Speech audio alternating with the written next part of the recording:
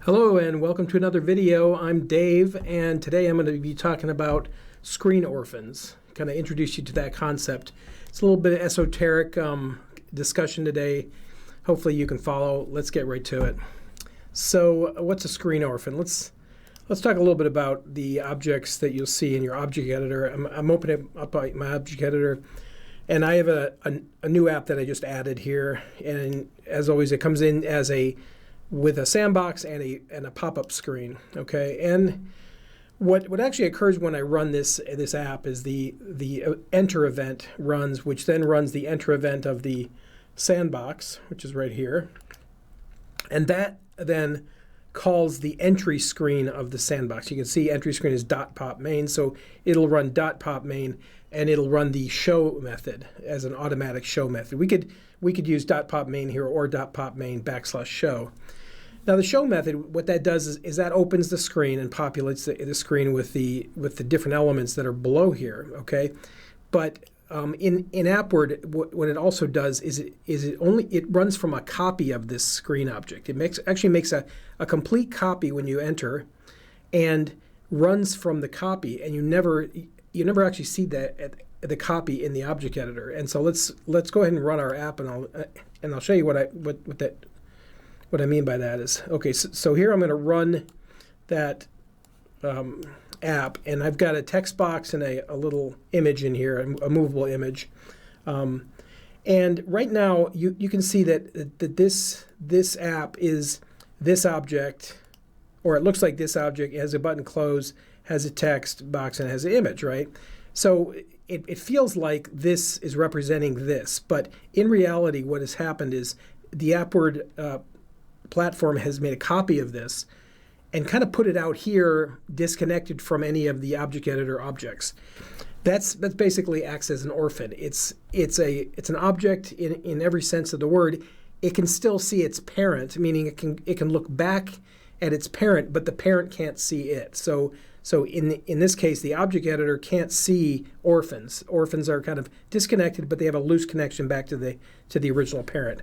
So why is that useful? Well, the reason it's useful is that, if I type a value into this text box, for example, which is bound to this variable, you see that this variable, the original variable, is blank.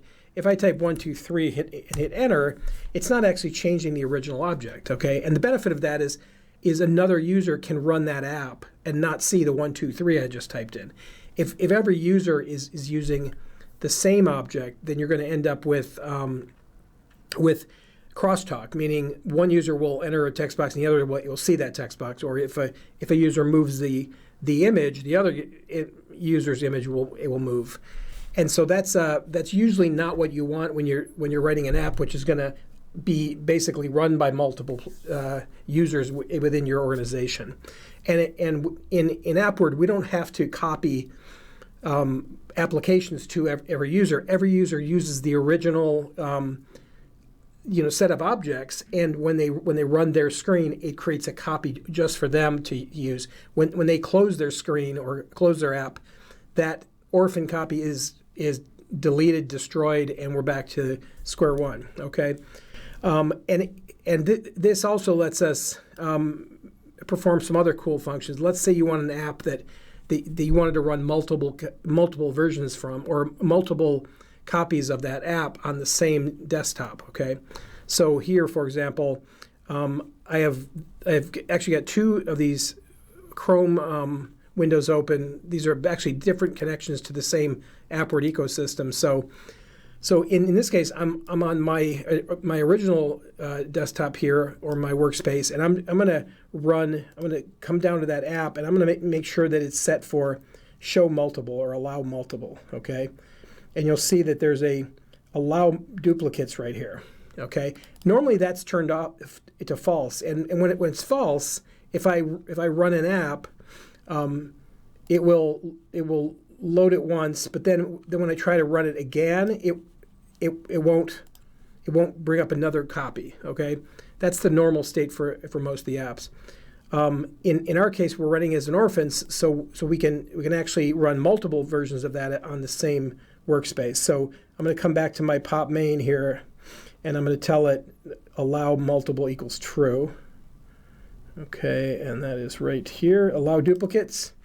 Now what happens is when I run that app, I'm going to see one app, and then I can run it again, and I'm going to get a second app.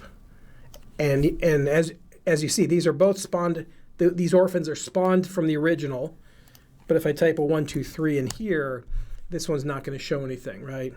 Even if I perform a specific update, I can move this image here or this image here.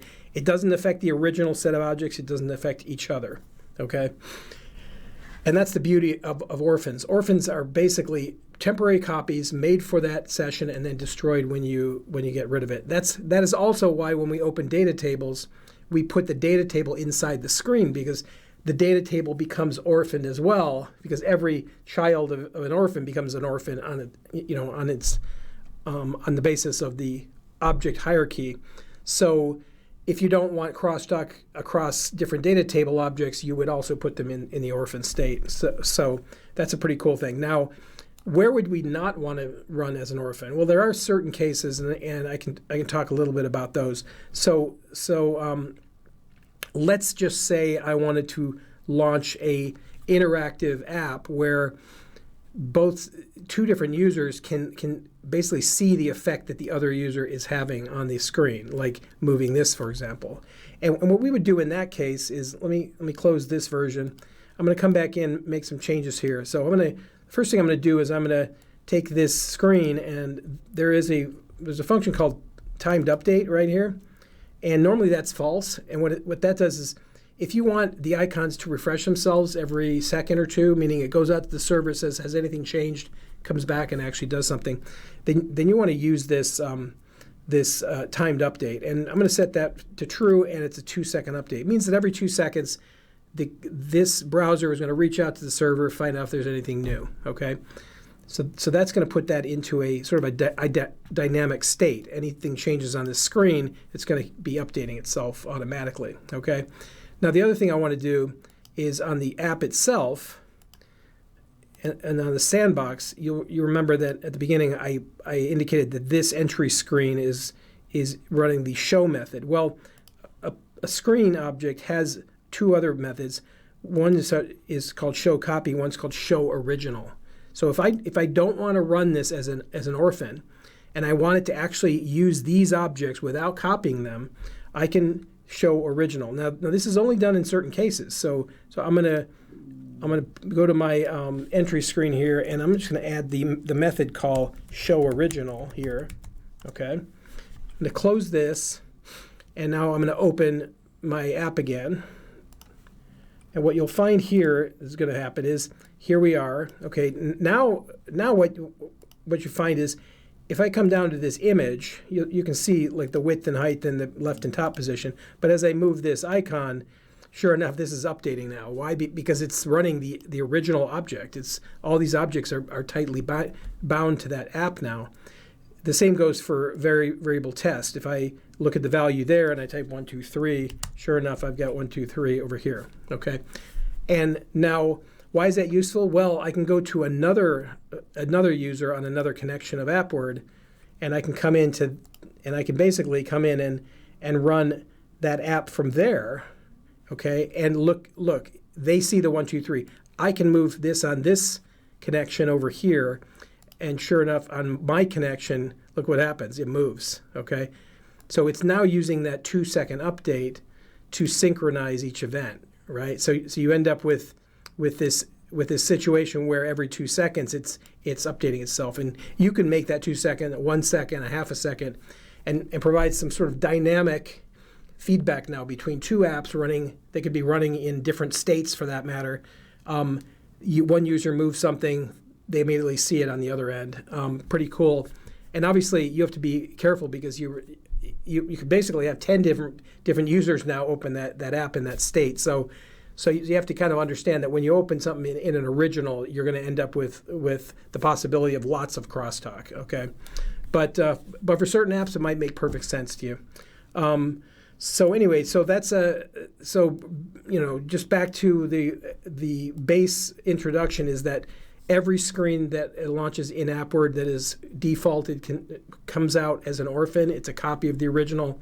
Another thing that means is that let me come back here and close this one over here. And one last topic I want to talk about is how do you link to orphaned objects, okay? And there are other videos to talk about this, but basically because it's an orphan, we can't use the normal linking of just saying object name backslash property, okay? So here, for example, normally you would expect that I could go back in my object editor, for example. Let's take a look at let's take this one. I'm going to turn off the timed update, and I'm going to also put this back in a orphan state right here. Okay, so let's see. Let's get rid of the show original. We're back to an orphan. Okay, now if we look at our binding here, the text box is bound to my parent dot variable text.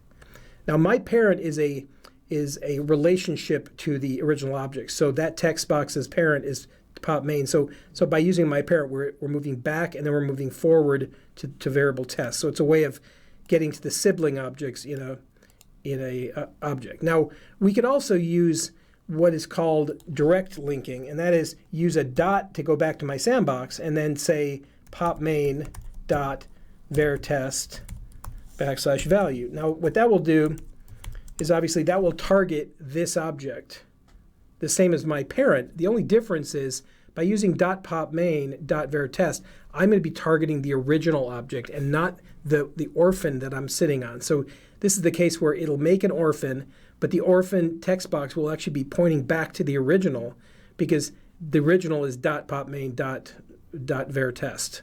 Okay, and so what we'll see here is even though this is going to run as an orphan, we'll be able to look at this value in the original, and this will be affecting it. And let's go ahead and try that. So we'll close this.